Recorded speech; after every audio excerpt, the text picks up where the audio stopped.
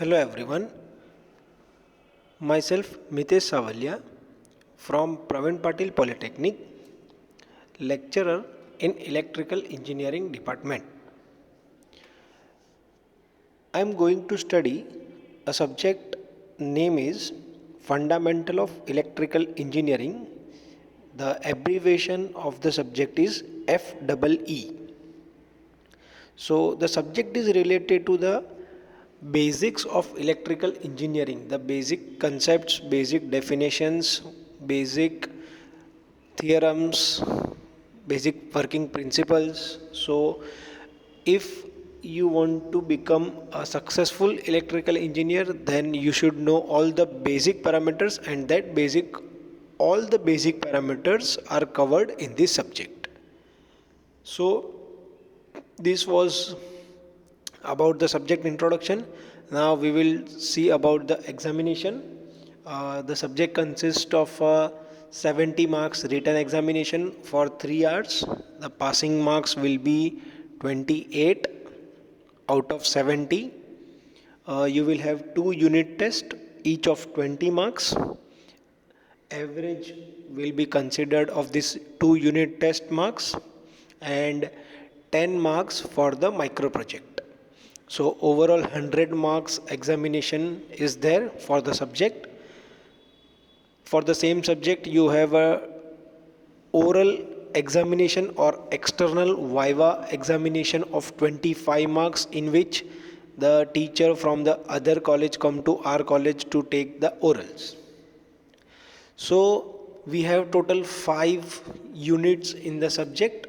So out of which first unit we are going to start from this video. So first unit is basic electrical parameters. So now we will see one by one what are the basic parameters involved in the electrical engineering or electrical terms. First and foremost thing, when we talk about the electrical engineering, the thing comes in our mind is the current and voltage.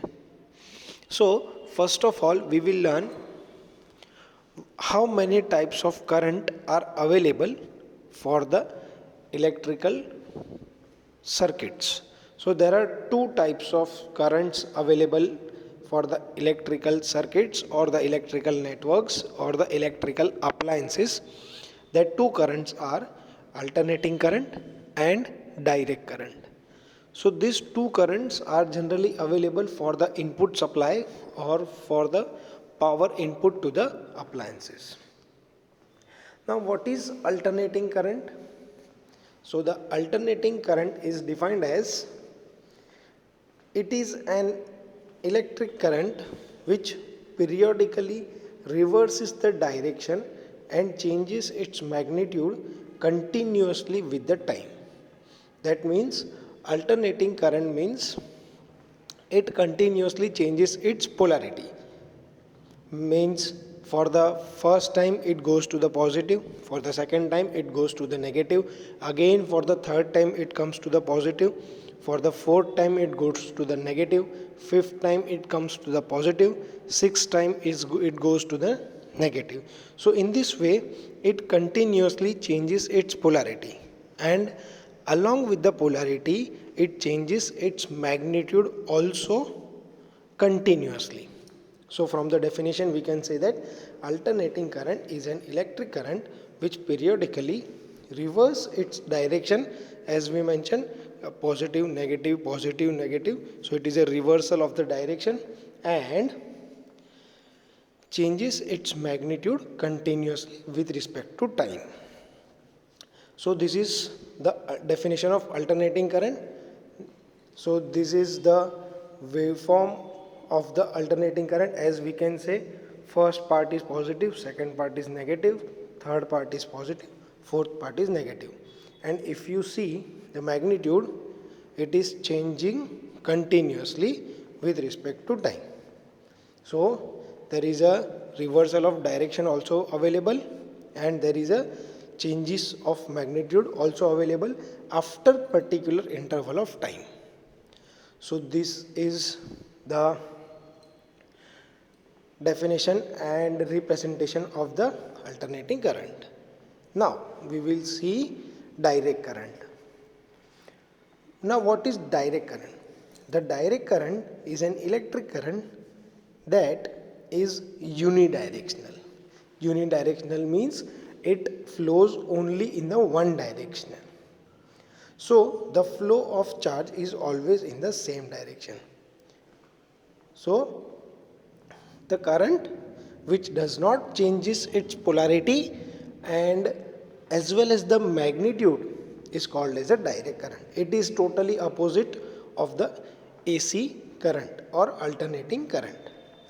In alternating current, direction and magnitude changes, whereas in direct current, the magnitude and polarity remains the same. So the direct current is an electric current that is unidirectional. So the flow of charge is always in the same direction. So this is the representation of the direct current. As you can see, it is not changing its polarity. It is constant with respect to time, and also it is not changing its polarity. That means it is remaining only in the positive direction. It is not going into the negative direction. So the direction and magnitude of the DC current remains the same with respect to time, whereas in AC current the direction and magnitude changes continuously. Now we will see the comparison, how we can compare alternating current and the direct current. So the comparison between an alternating current and direct current, for the examination point of view, it is important question. They can ask for the 2 marks or else for the 4 marks, that compare alternating current with the direct current. So by definition, the direction of the current reverses periodically. In case of alternating current, the direction of current remains the same in the direct current. Causes of flow of electrons. Rotating a coil in a uniform magnetic field or rotating a uniform magnetic field within the stationary conductor. That means to generate the alternating current, we have to rotate a coil in a uniform field, or we have to move uniform field surrounding the conductor. So the flow of charge will take place in the alternating current. Constant magnetic field across the wire. As the magnitude remains the constant, direction also remains the constant.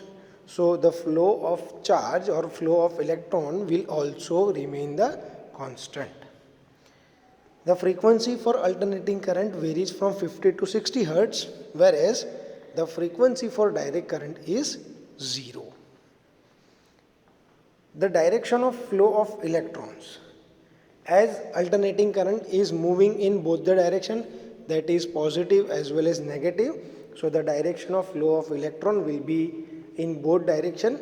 In both direction, flow of electron is called as a bidirectional flow, whereas in case of direct current, the current remains in the same direction or in the same magnitude, so the direction of flow of electron is called as a unidirectional. Next is power factor. The power factor of alternating current lies between 0 and 1, and the power factor of the direct current will always be equal to 1. The polarity, alternating current have a polarity positive as well as negative. Direct current does not have any polarity. Obtained from, that means alternating current can be generated using alternators and direct current can be generated using generators, batteries, solar cells, etc. The type of load which we can connect to the alternating current is resistive, inductive and capacitive, and the type of load that we can connect to the direct current is usually a resistive in nature. because inductive load and capacitive load does not respond to the DC current. Graphical representation. It is represented by irregular waves like triangular wave, square tooth wave, sine wave, etc. That means alternating current may have different shapes in the waveform, whereas direct current is represented by a straight line. It does not have any shape in the waveform. Now, transmission. The alternating current can be transmitted over a long distance with some loss, whereas direct current can be transmitted over a very long distance with the negligible loss. The transmission is advantageous in case of DC supply or a DC current as compared to the AC current.